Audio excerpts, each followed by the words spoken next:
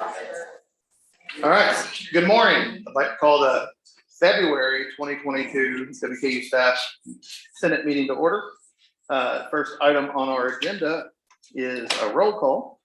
So I'll call the roll. You could, whether you're in person or on Zoom, let us know you're here by responding with present.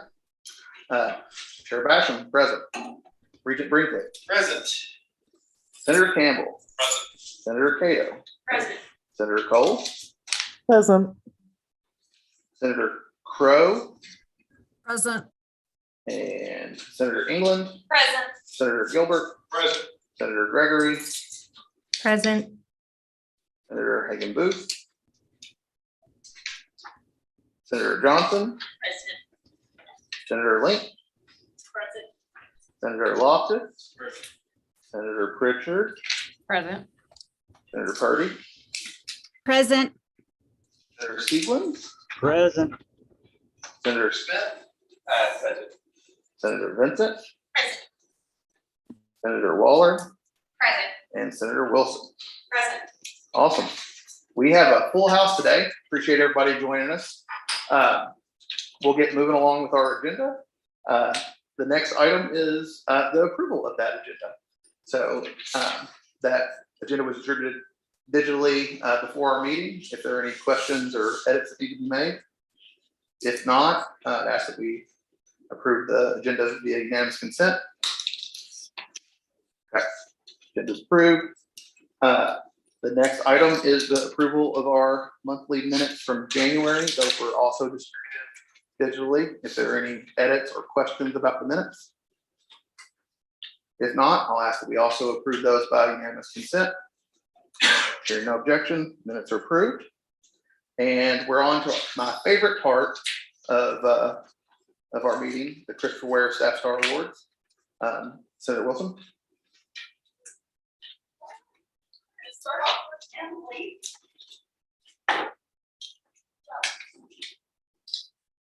Three recipients today, and we're going to start off with Senator England. I'd like to present her first. Good morning, everyone. I'd like to recognize Vicki Heater as our first Christopher Staff Star Award this morning. Many of you know Vicki, as she is the Senior Payroll Associate in the Office of the CFO. Here are a few of the comments that we received to describe Vicki. Vicki is incredibly helpful and responsive to any issue I bring to her, but beyond that, she is kind and helpful. I know that she is there helping me do my job every pay period, and I'm so thankful for her support. Vicki is behind the scenes, but the work she does is so important to the health of our institution, and I want to make sure she is recognized for the excellent job she does and the contributions she provides to our institution. Another colleague said, I am so excited for Vicki to receive the Staff Star Award. Vicki has a wonderful attitude and is one of the most hardworking employees on campus. I personally would like to echo those same sentiments. I've worked with Vicki for over 13 years, and she is truly one of the gems here on our campus. She always has a smiling face and is happy to help with any way that she can. I even remember delivering payroll to her office as a student worker and being greeted by her. Being in a behind-the-scenes role, she doesn't always get the recognition she deserves. So I'm so happy to be able to recognize Vicki with a Staff Star Award. Thank you, Vicki, for all you do here at WKU. It is truly a pleasure and joy to work with you.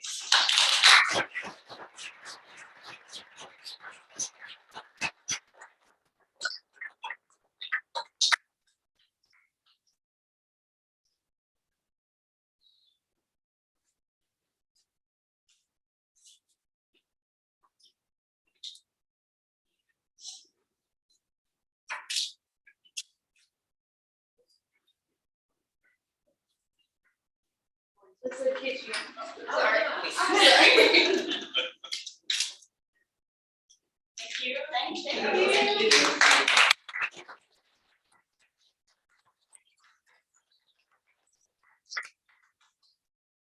Our next staff, Christopher Ware Staff Star recipient is Melissa Allen. And I would love to have both Denise, who is in the office, Denise Hardesty, who is the Director of Educational Talent Search, and she's here to say a few words on behalf of Melissa. Melissa, you're-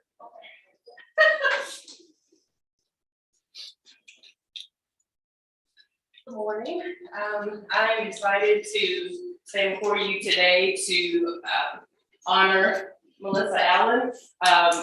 Melissa, I can't say enough about her. One of the biggest things I will say about Melissa is just her attitude. Every day she comes in with a positive attitude. She's always willing to help. We have about 8 TRIO programs, educational talent search. We have 3 educational talent search programs.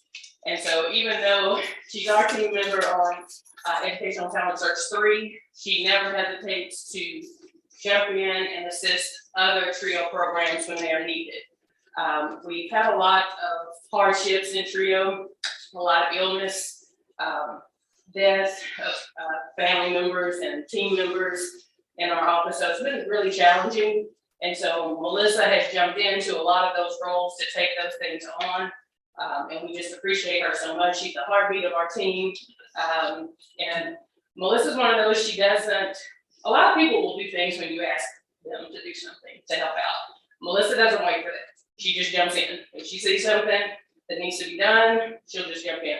Our program is about 5 years old, and one of my first memories, because we all kind of started together, our team. And one of the first memories I have is Melissa on the floor in my office, pushing boxes with her feet, literally just jumping on the ground and just digging in and doing whatever she needed to do. So we appreciate her very much and excited for this honor for her. On behalf of the staff senate, we are so thankful that you are with us, Melissa, and we'd love for you to come accept your certificate. We got a little swag, and oh, you already brought it. Jared got it over here. Thank you. Congratulations. Thank you.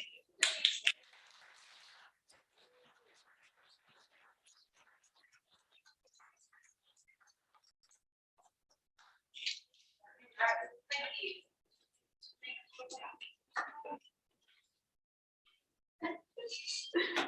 All right, Sierra. Our third staff star recipient today is Ms. Aurelia Spalding, and we've got a couple to talk on her behalf. Hello. I have the pleasure of knowing Aurelia personally, and she is such a bright spot in my life, so I'm very honored to speak a little bit about her. Aurelia is the Assistant Director for Marketing and Communications in our university's Marketing and Communication Office. One of her colleagues described Aurelia saying, Aurelia approaches every task with incredible attention to detail, thoughtfulness, and unmatched creativity. However, just as importantly, Aurelia is a team player who establishes and fosters meaningful relationships with her colleagues across campus. WKU is fortunate to have Aurelia's leadership and her passion for marketing and communication as a part of our Hilltopper community. With us today, we have Assistant Provost Dr. Molly Kirby from our Provost office, who will be saying a few words about Aurelia. Thanks, Sierra. Can I just say ditto? I mean, that's exactly I didn't write anything down, but I'm gonna kind of speak at a more personal level, is that I say all the time in our diversity, equity, inclusion workers that I don't know what I'd do without Aurelia. And I can call her and ask her questions that have nothing to do with her job. She will do everything that she can to try to answer that question. And she's very confident, she's poised, she's graceful, keep going places, is what I'm saying. And another thing is the marketing and communication team sort of experience. Sometimes they're like that behind the screen. We don't know. We see the news come out, we see these things, but we don't know what goes on behind that or who's behind it. And I couldn't think of anybody better than all things that are involved. And she also does work in the community. She doesn't stop at WKU. She's a champion for social justice and all of these things that go. Just won an award for that again yesterday. So I'm very pleased to nominate you for this. And just the treasure of WKU.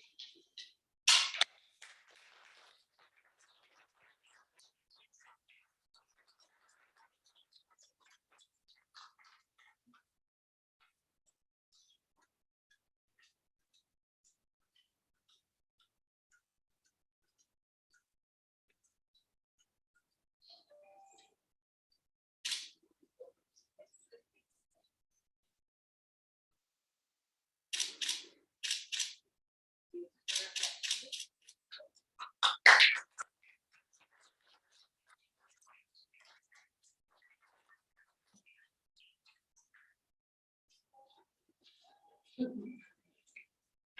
right, as we move along, I'll remind members of the university community, you can visit the WKU Staff Senate website and nominate coworkers for the Christopher Ware Staff Star Award.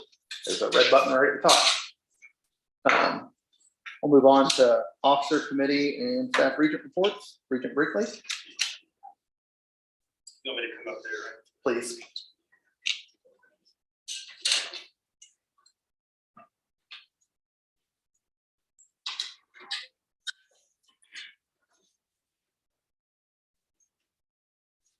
Good morning, I'll try to make this brief. We had committee meetings on January 21st. The regents were present, with a couple of exceptions, but we had a quorum.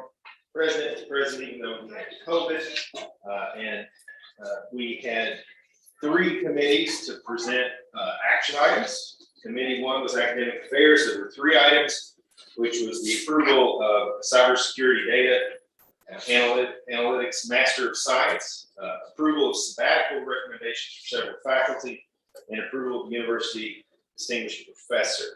All of those passed committee with no dissent. There were also, the Finance and Budget Committee had 4 items. The acceptance of the auditor's report, financial statements for the radio and television stations, the acceptance of the accountant's report on NCAA, so the athletics audit as well. One thing I want to say about these audits is part of the reason that a couple of the groups on campus like athletics, public media, are so in tune with their budgets is that we get audited every year. I don't think it's a bad idea to sit down with your budget people and have a discussion about what goes through your departments and see and try and understand the feeling of how money flows in and out. It'll give you a much better perspective about how overall the university operates. And I want to join that party up. We also had acceptance for filing of statement of revenues and expenditures for the university for that quarter. Just a summary of that, because that affects everyone. We're at 71% of budgeted revenue. Tuition revenue is down compared to last year, but additional funds have been identified to offset the anticipated shortfall. An anticipated shortfall doesn't mean it's going to happen. Grants and contracts revenue is the most significant increase prior to the previous year. That's really in a decent part tied to the higher education emergency relief funds received from the American Recovery. As a percentage of budget, most expense categories are trending exactly where they're supposed to be for the midpoint of the fiscal year. The exception is student and federal financial assistance, which is a little bit higher because of the scholarships, direct student payments allocated, and that's from the higher education emergency relief funds, American Recovery Act. So it's a sort of a chain that connects. There's nothing in the financial report that shows me any categorical weakness in terms of the university altogether. We're still very strong in terms of how many days of money we have to spend. If budget went to zero, funding went to zero tomorrow, I think the university is in excellent financial shape, especially given where we were 4 years ago. So if you look at the way the budget is tracked, expenses have been managed, revenue's changed.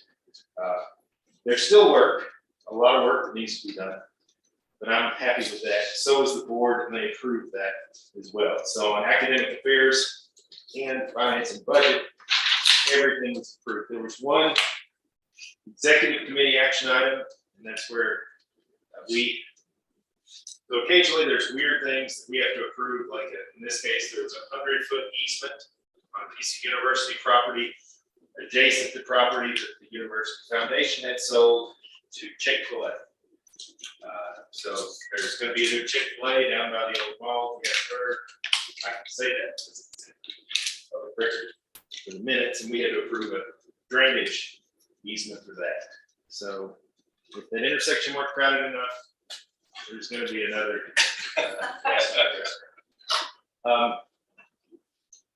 So that was really the piece of the board meeting that I talked about. We were in closed session to discuss, and this is public, what we discussed, pending litigation or current litigation.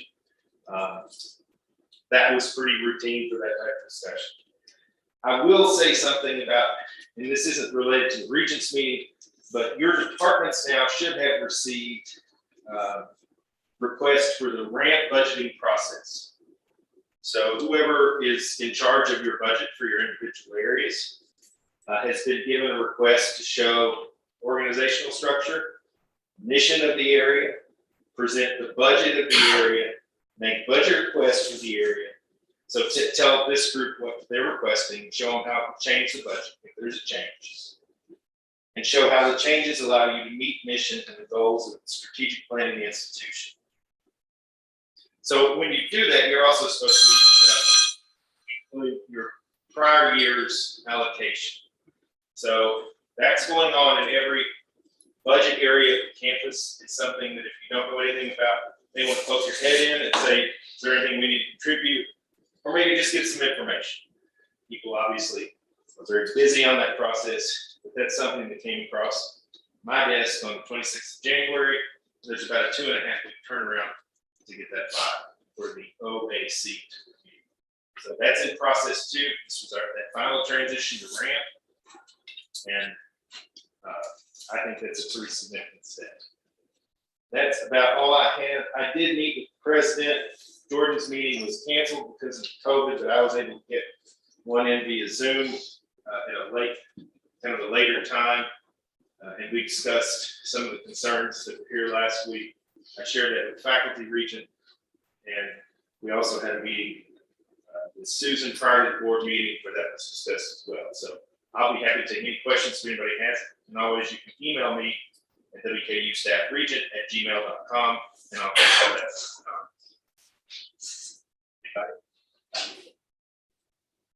All right, it's a pleasure. You know, if you have any needs or questions later, and I'll be happy to answer. Thank you, Regent Brinkley. Senator Ko. No report.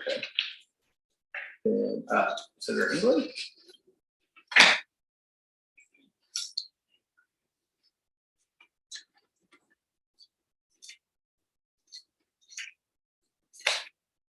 Good morning. For the Staff Senate Treasurer's Report, as of 1/31, the ENG budget, or ENG index, the starting balance was $3,090.97. That was the ending balance as well. The WKU Foundation account had a starting balance of $1,458.40.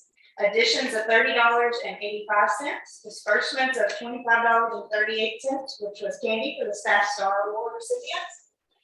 We also have an approved expense for that account for picture frames.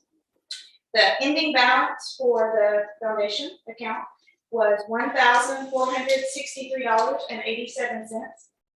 The College Heights Foundation account had a starting and ending balance of $1,191.20. Just a brief report from the Budget and Finance Committee. Is that okay to? Please.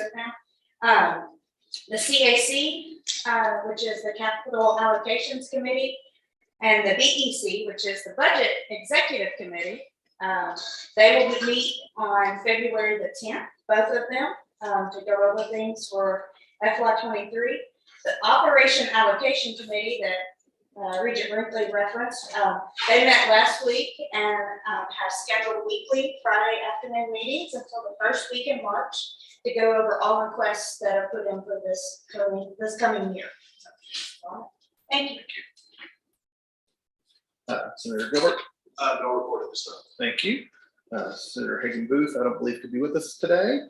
Oh, that's right. Her daughter is in the state choir thing. So best of luck to her. Vice Chair Vincent. No report at this time. Thank you. Senator Smith with the ad hoc committee. January 19th, the ad hoc DEI committee met for the first time. It's the fastest meeting.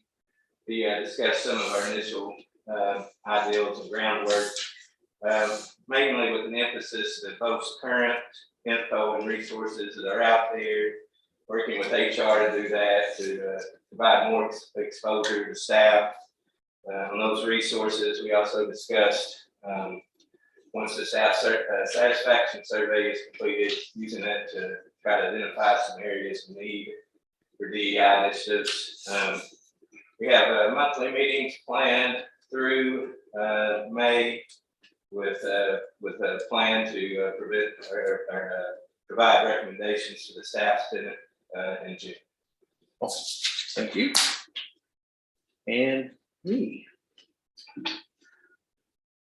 So January was another busy month of a lot of conversations. So appreciate the staff members that reached out and voiced areas of concern. A few of them were kind enough to say thank you for some of the work the Senate's done. We appreciate that. 2 requests came in for search committees. I've asked Senator Gregory to serve on the search committee for the AVP for Business Services, and asked Senator Gilbert to serve on the search for AVP of ITS. BEC did meet on January 12th. The brief overview of that meeting, there was just an update on Axiom and the training that's going with that and the regular schedule that's set up. There was an update on enrollment. Regent Brinkley mentioned that in his report, and the only real after action item was to set up a regular repeating schedule for the BEC to meet. That's every other Thursday. Last Thursday, our meeting was canceled. The CAC has not had an opportunity to meet yet, but we're scheduled to keep going again next Thursday. As Regent Brinkley also mentioned, our meeting with the president was canceled due to his COVID case.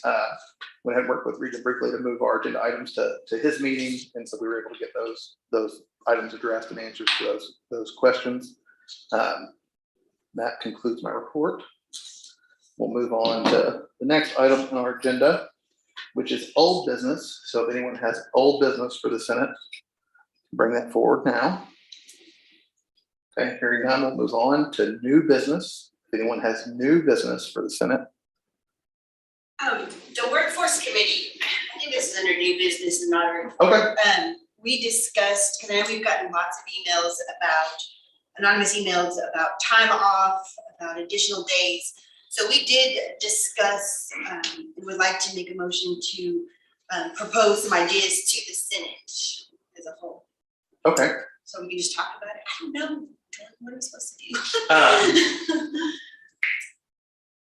Yeah, I think it's probably fair. I know we're short parliamentarian, but I think motion's been made to have open discussion. So probably suspend rules and have open discussion related to PTO and associated conversations. So is there a second? Second. Okay, second. So all this motion is debatable and amendable. So we'll open the floor to debate on if we suspend the rules. So if anybody has any comments in favor. Okay, any opposition? Okay, any other discussion? Okay, then we'll vote. Those in favor, vote by saying yes. Yes. Any opposed?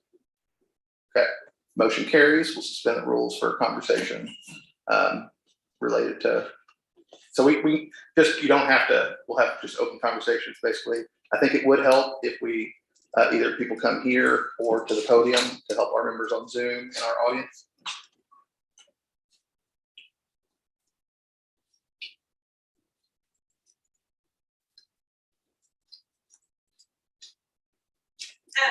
The workforce committee met, and we understand that there's been a lot of people maybe wanting, we have email about summer hours year round, getting off fall break, getting off spring break, taking more Christmas. We understand that that's a concern for people, and people are wanting additional time off. The way we talked, we looked at maybe for spring break and maybe even fall break, recommending the summer hours for that spring break and for the fall break, because that gives the flexibility for departments to flex the time. You may not be able to get off every Friday or every, the Thursday, Friday, but if we did the summer hours, that kind of offers the flexibility for the departments. That was basically about it.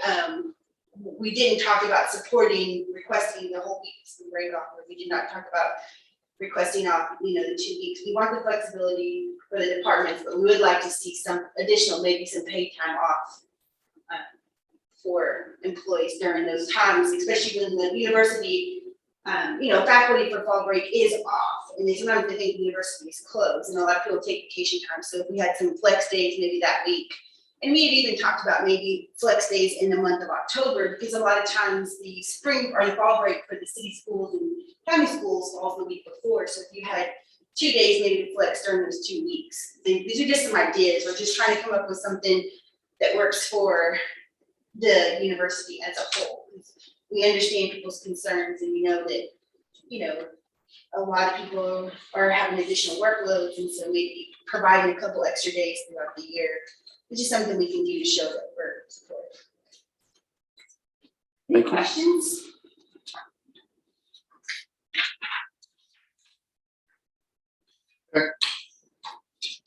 Is there any concerns about the Senate supporting maybe a proposal, having Jordan bring a proposal to the president, asking for additional days, or do we have something more concrete? We're open, we're just a small committee, the workforce committee, we just wanted to address these issues that have been brought to us anonymously. Yes. Has there been a thought for maybe adding 2 or 3 personal days to our, not earned days like we have vacation, earned and sick days, but give us personal days, 2 or 3, not a week, but a couple of personal days that we can use from January to December. They're not rollover days, so if you don't use them, you lose them. But give you the option to be able to use them whenever you need.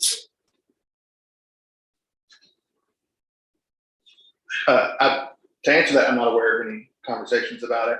I think with our October meeting, we talked a little bit about this coming to your committee. Part of the feedback I got from the administration then was that there was not a lot of the idea behind how spring break specifically lined up with local schools wasn't part of the game plan. And there are a lot of variables in how the schools select those. Like Barron County typically different than Warren County, and the timeline that they select those versus academic council. And then for the PTO, I don't think there was any with knowledge of current conversations. There aren't current conversations about that. That's an area that we could explore.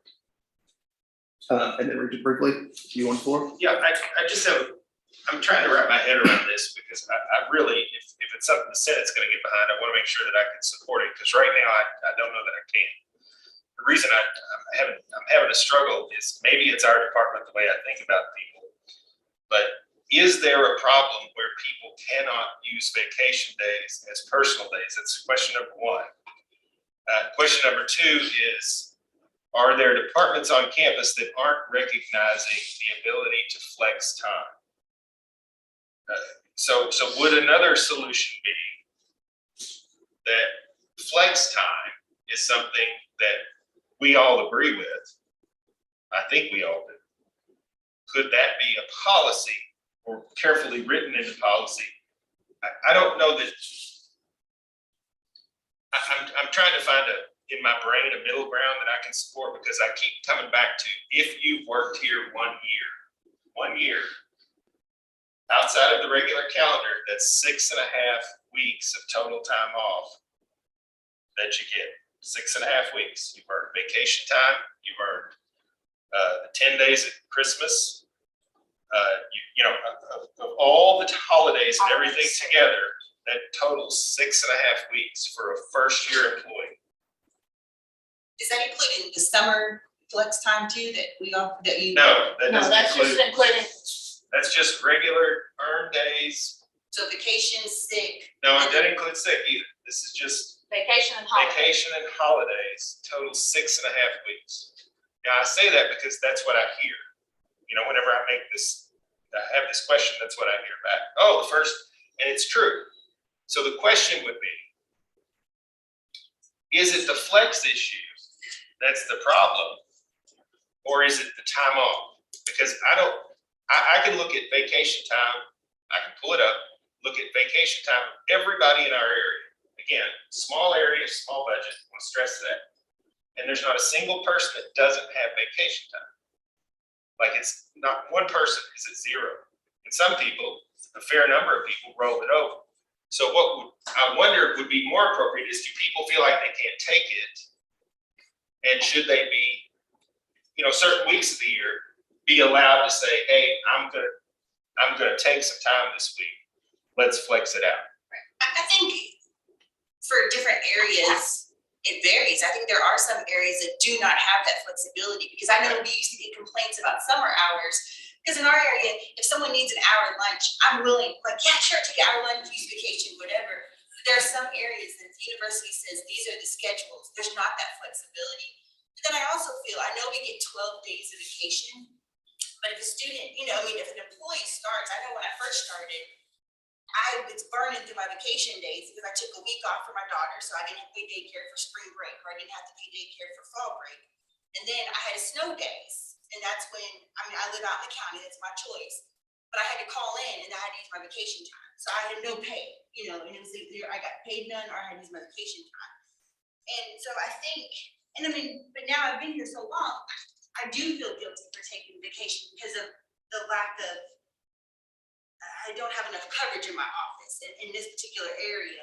And so if the university was closed, or if the university said, hey, you have a flex day, I don't feel guilty for using that because it's a university policy. And I don't feel guilty. I take my vacation by all means, but I'm not gonna take a random, like a mental day or a paid time off Yeah, because. and I want to stress, I'm looking for the bigger solution to the problem that can be more permanent, because it's a problem that I can't relate to, because we allow that flexibility, but it disappoints me when I hear that there are areas of campus that do not allow flex, that do not allow this type of, switching schedules and behavior modification and workplace modification, which we've all been encouraged to do, especially during the pandemic, right?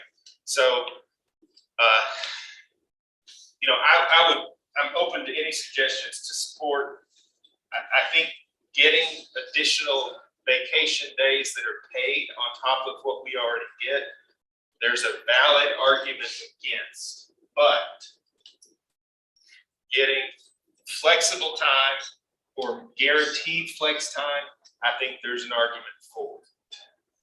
But I'll listen to any suggestions, and y'all can talk me into anything. Senator Cato? There is some public comment on our YouTube page. Oh, awesome.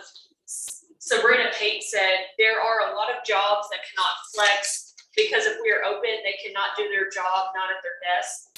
So adding days of actual offices closed would be a more fair policy across the board. I would also say WKU gives a good amount of sick and vacation time, in my opinion, but adding extra closures like at Christmas would just improve morale when real raises for most are not coming. So closing offices is different from not working. And I think that's a fair suggestion. Okay. Any other comments? Questions? I'm sorry, Sierra. I'd just say to add to that, that there is that difference because all of us have a vacation time, but that doesn't mean that I can use my vacation time when my office is short. So if the university is closed, then yes, then I can actually be off work because no one else is working. But if the university is open, even if I want to take a vacation day, if we only have 3 staff members when we used to have 15, well, I can't physically do that because then our office is short or we don't have coverage. So I think some units are in that bind too, that the university being closed makes a difference than just having the time. Because a lot of us, the reason why our vacation time keeps rolling over is because we don't have places where we can take the vacation time because then we get behind at work. And then that just becomes another added stress to what's already stressful for some of our units. And then some of our units, like IT and other places, they can't flex time because they need that time when students are gone. So I mean, there's a lot of considerations, but I do think that the idea of the university being closed and having that time makes a difference. Thank you. I missed a question from Peggy. It was I don't understand the distinction between vacation and the proposed personal days. I think that's back to your question. I think the difference is the earned time off vacation days versus an allotted personal day that would be more of an appointed amount of time and not like an annual That's what I day. said, not earned. Yeah, that's the big difference is it's not a benefit of being employed for a month. It's a benefit of being an employee. What I'm saying, yes, what I'm saying is that from day one, you don't get a vacation day from day one. Correct, yeah, it's like 15 days So- or 10 days. So if you got hired, let's say in June, and yes, they prorated, but at least you know you would have maybe one personal day if needed between June 1st and June 31st. If you needed, you would have one paid day versus a vacation day. Okay. You'd have to wait 60 days in order to get that day. So I'm talking about, you never know how people's money are. I'm talking about not getting paid. That's what I'm talking about. Yeah, no, that makes sense. Yeah. Thinking about that a little bit, I could see something like the policy structures where, I don't know the exact numbers, but you get 7.5 hours for a month. If you've been here like 1 to 5 years, you could have that day go away after you start accruing more because somebody would have an opportunity. That might be a way to balance that out where it's a benefit to newer employees. Right. One possible idea for discussion, and I think that I think this is good open discussion, but I think that whatever comes out of this discussion today might be good, like for your committee to form like up an actual proposal. So taking the comments back and seeing how you all feel about them, and then putting together a proposal that we can consider. But throwing this into the realm of possibility. So something that used to kind of exist, it was a little bit of an unspoken agreement gift to staff on campus, was 2 or 3 days prior to our official winter break that's written into policy. Sometimes we would get that email that would say the university's holiday schedule is going to be a little different this year. So after grades are due, staff were still on campus that Wednesday, Thursday, and Friday. And we would, in some years, get an email that would say, thanks for your hard work. Go ahead and spend a little bit more time with your families this holiday season.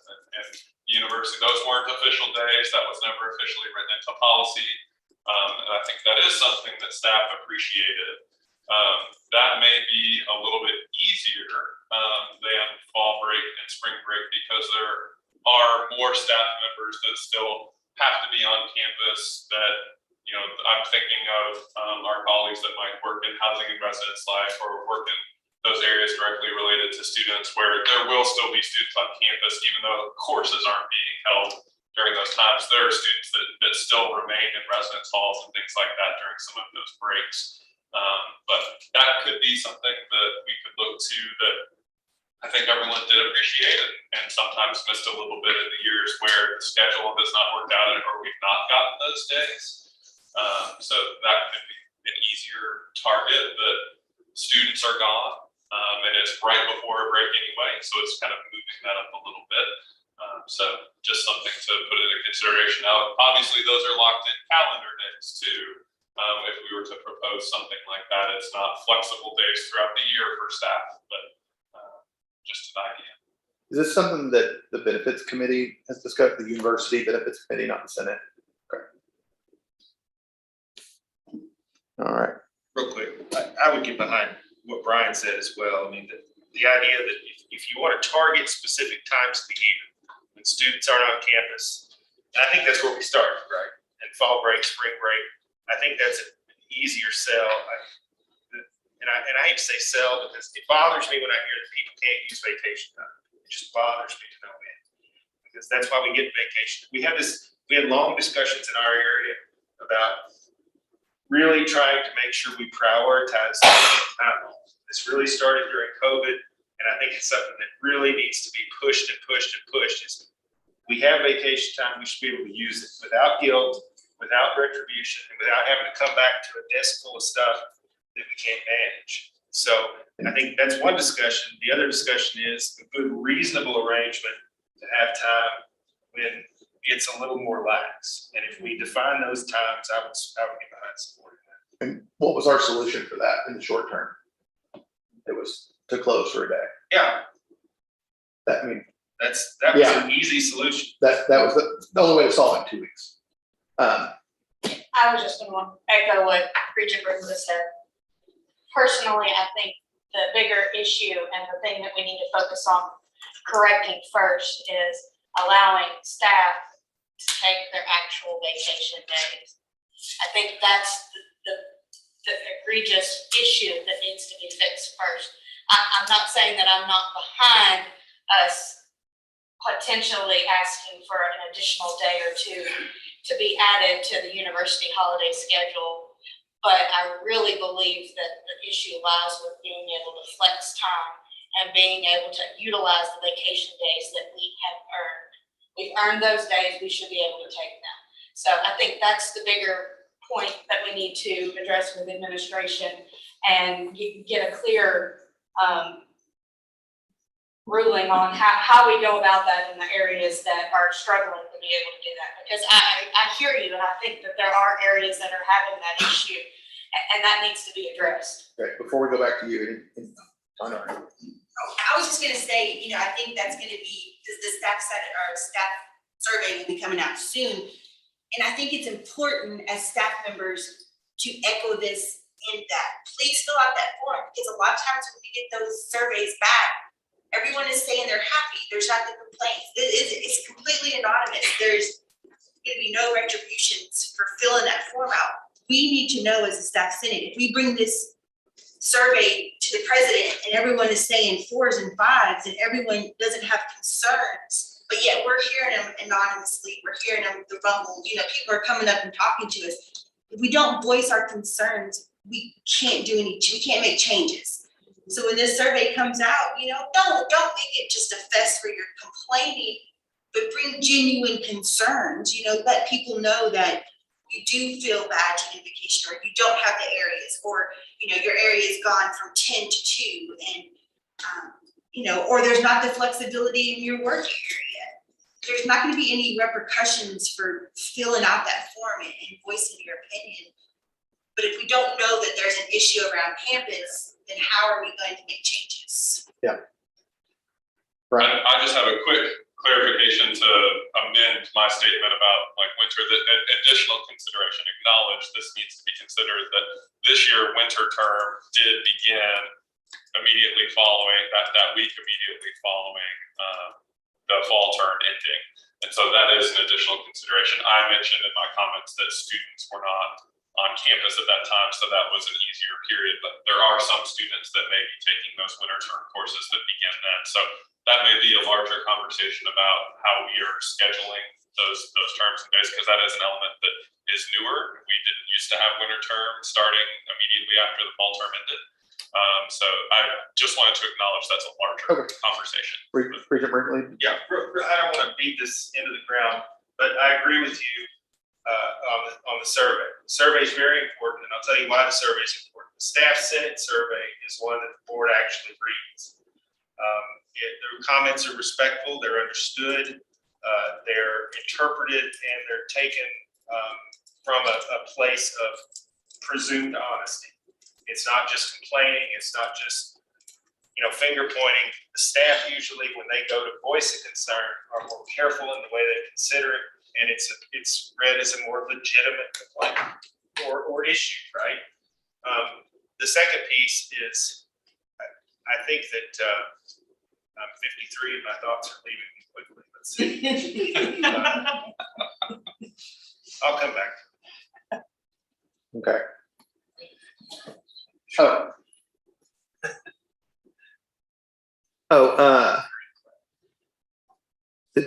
It's 18 holidays, 12 vacation days. So that's what it's. 6 weeks. It's 6 weeks. Sorry, 6 work weeks. When you combine vacation days, earned vacation days and holidays. Yes. For the first, is it 5 years as an employee, you have 12, or is that right? Yeah, So that answers the math question. Oh, Peggy? Your hand? Thank you. Just real quickly, as I'm listening to all the comments, there's a couple just reflections. One is, and I appreciate our discussion about this because this is this has always been a concern and something brought to staff senate. One is the balance between your personal responsibility to take vacation days, regardless of your work situation, regardless of staffing patterns. So there's that. There's also supervisor responsibilities. I have to be flexible. I have to be in tune with my units and what they need and how that might look. If there is an issue with people, and Regent Brinkley, I hear what you're saying. If there's an issue with someone that isn't taking vacation or don't feel like they can, then there needs to be a clear understanding of where to take that. If my supervisor isn't being flexible with me, then I need to understand, where do I take that? Where do I take that concern or complaint? And then maybe better clarity or understanding about how to manage and be more flexible. What does a flexible work environment? And COVID certainly has afforded me an opportunity to do that in the 2 units that I oversee. And I believe that we've come up with a fair and equitable yet flexible plan for everybody's personal situation and circumstances. So how do you do that? How do you manage a flexible work environment within your departments as supervisors? And then if I do take vacation, Sierra, I think you talked earlier and others have echoed how, if I take a vacation and a unit is short-staffed, that work doesn't get done, I come back to the same amount of work. So the vacation was kind of moot because I'm coming back to what I wanted to take a break from. And so again, training managers, talking to departments, how do I dole out this work so that it is more manageable and equitable across the board? Who can pick up this task while I take a well-earned vacation day? And then the overarching thought I have is just, how do you create this culture within not just the university, but how am I creating that culture as a department head in my units?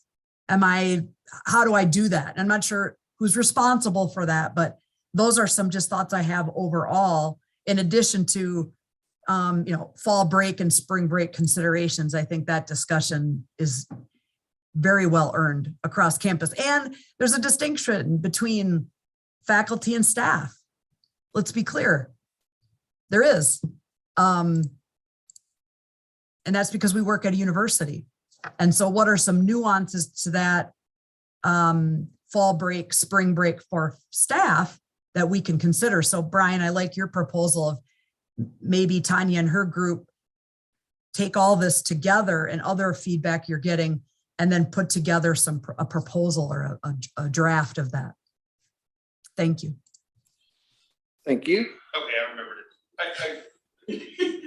I agree with everything Peggy says, every single thing. The part of this that still bothers me, and it will continue to bother me, is that I understand that there are areas where when an employee leaves because we have scaled everything down to the level that if any of us are absent, it creates a problem. So we feel guilty about taking off because of that issue of, well, this isn't going to get done. So I think this is an equal problem, not just for the people that are that report to other people, but people that have people that report to them have to be bought in. This has to be done at supervisor, manager, director level. It absolutely has to be reciprocated. So the same way that when, let's say I go on vacation, I don't want 4 phone calls a day. I'm happy to take them, but that shouldn't be the other way around. If you report to somebody, you should be left alone. And I think it's part of conditioning and training.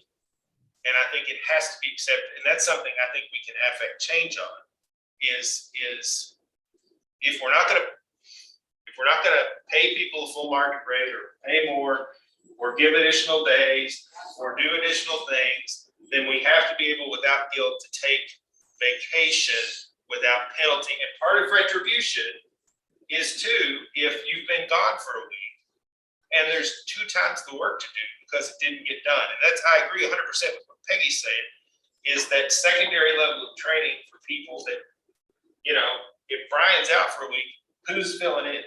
And maybe they can't do 100% of what he did, but can they cover 40% or 30, even 30%? Because that's going to lighten the burden when he returns.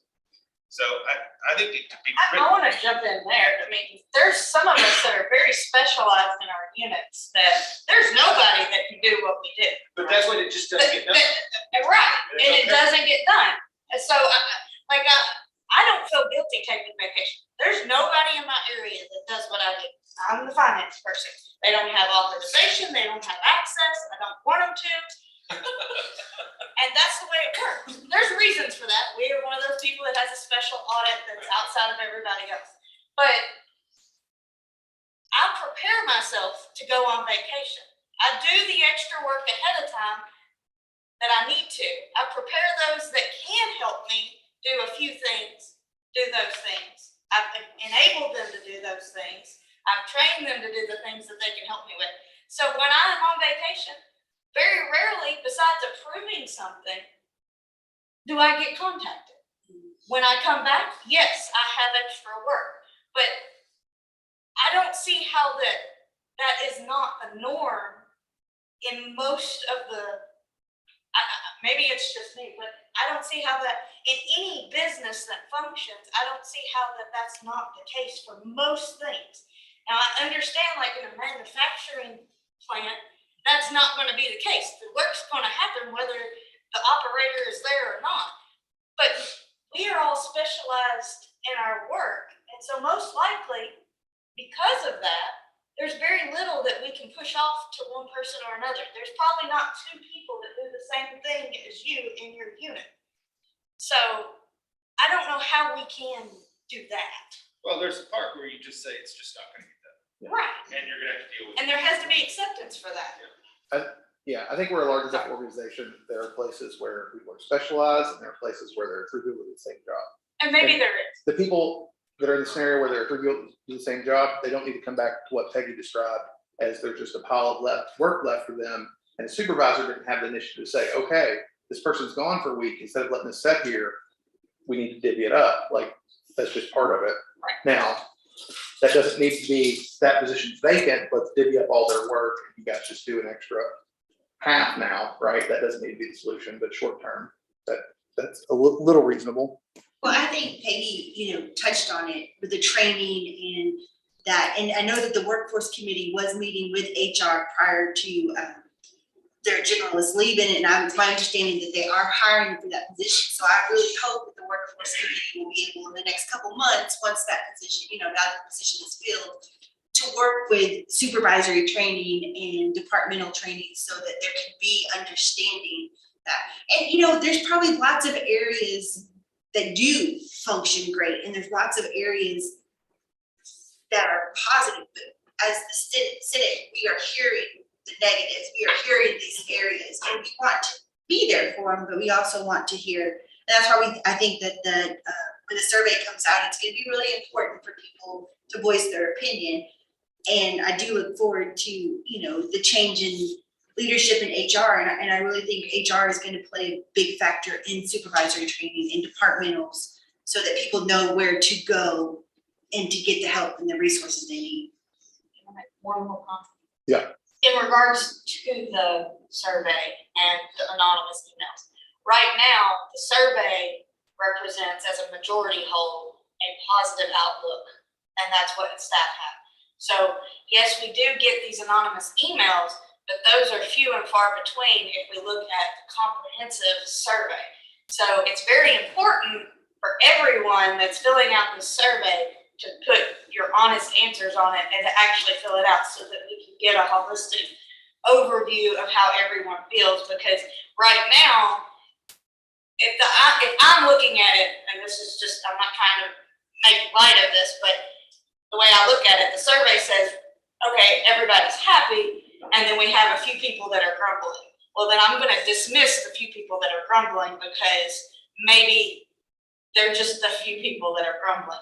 Whereas if the survey shows that we have actual united grumbling, I guess I could say it that way, then I'm gonna lend more credence to these anonymous emails that we get. Does that kind of make sense? Yeah. Okay.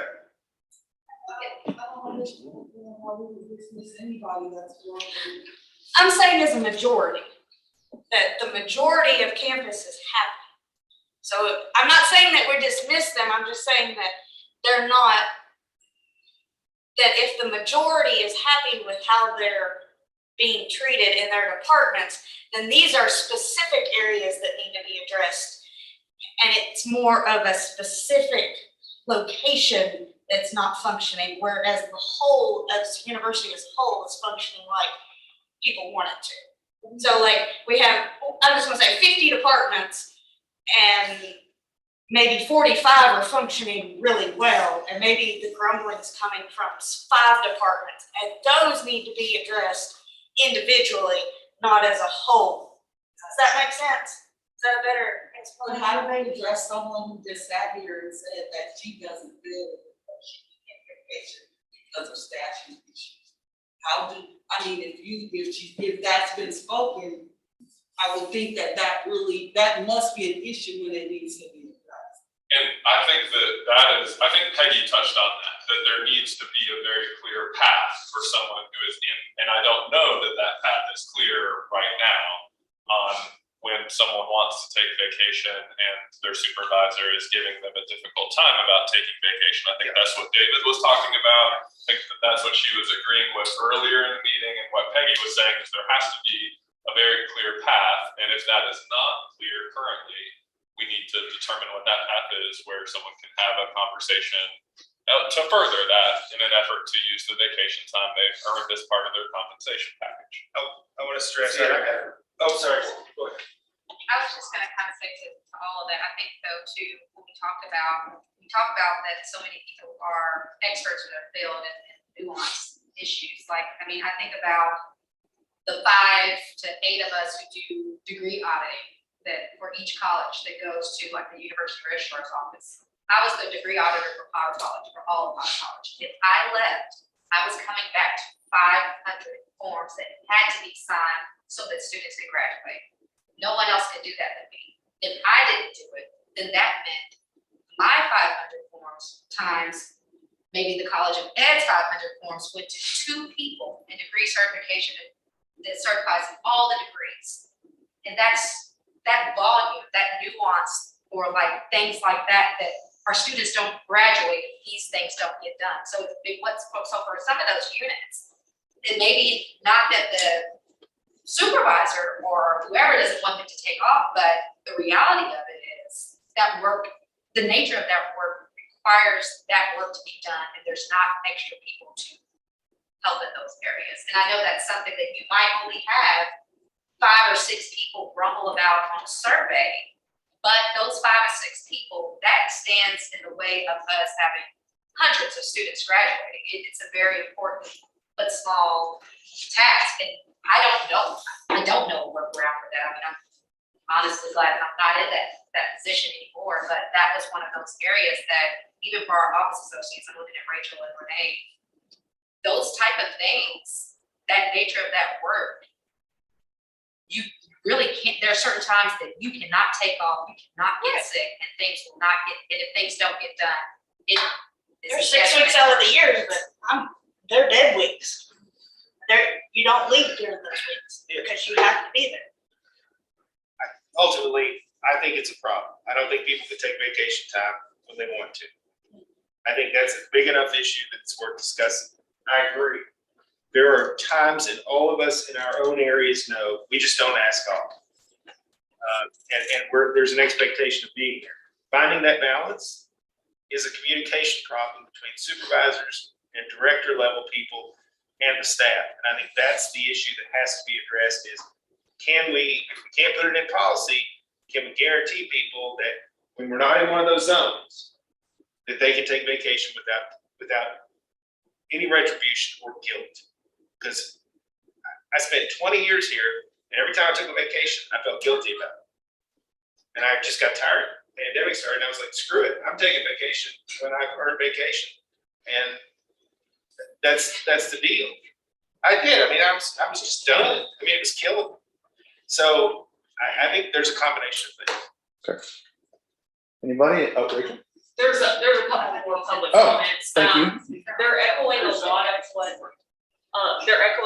what people are already saying, what we've all brought up.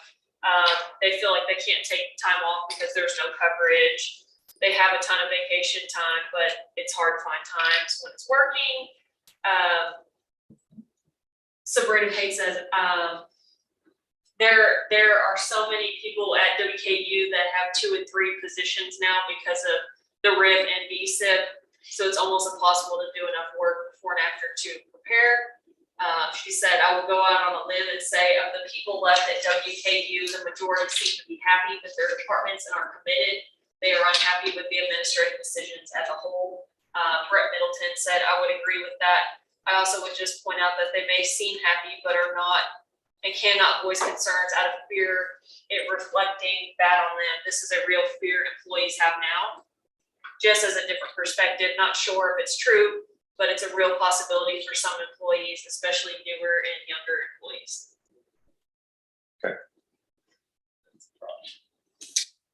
Anybody else? I would just say that for everyone like that's still listening on, that's hung on through this conversation, I appreciate that. I know this was a longer discussion, but it's an important one. And I think that sometimes there is an element where people may submit anonymous messages to us and wonder whether or not, and they may be venting. They may not even request a response from us. But do know that we read those and take those into account. These are discussions that before today, Tanya's group was discussing, partly because of those anonymous messages that we've received or feedback that we've received as individual senators. The work is happening sometimes in our meetings. It may not seem like we have as many really good, hard updates, but that means the work is still continuing. It doesn't mean that we're not taking the issue of compensation seriously, because we certainly are. I think that at every opportunity that we have as members of staff senate, I know as our chair, every opportunity he has, David, every opportunity he has to raise that issue to those who need to hear it, they take those opportunities. And so this is a broader, we're talking about paid time off today. It's part of your compensation. It is part of you being compensated as an employee at WKU. And so you should be able to use that time. And it's part of this broader conversation we're having on campus right now, focused on compensation. So it's going to continue. It's not just falling on deaf ears. So. Anyone else? All right, I think we need to resume the rules. So I can have a motion to resume. So moved. A second. Okay, so we'll do unanimous consent. Okay. Unanimous consent to resume the rules. I guess actually probably it's a debatable and amendable. So is there any debate? Okay. No, hearing none, we'll move on to vote. We'll vote by unanimous consent. If none are opposed. Okay, motion carries. We'll resume our rules and our agenda. So I believe we're on new business. I don't want to move past that without anybody having an opportunity to bring up new business if they have it. And, let me pull up my agenda again. All right, public comment is our next item. We've had a little bit from YouTube, thanks to those watching remotely and contributing there. If anyone in the room would like to have the opportunity to speak separate from anything on the agenda, feel free. Yes. Yeah.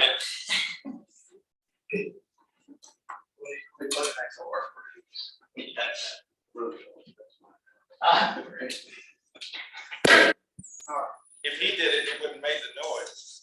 You know what? First of all, is it okay if I take my mask off since I'm so far away from the There are no objections.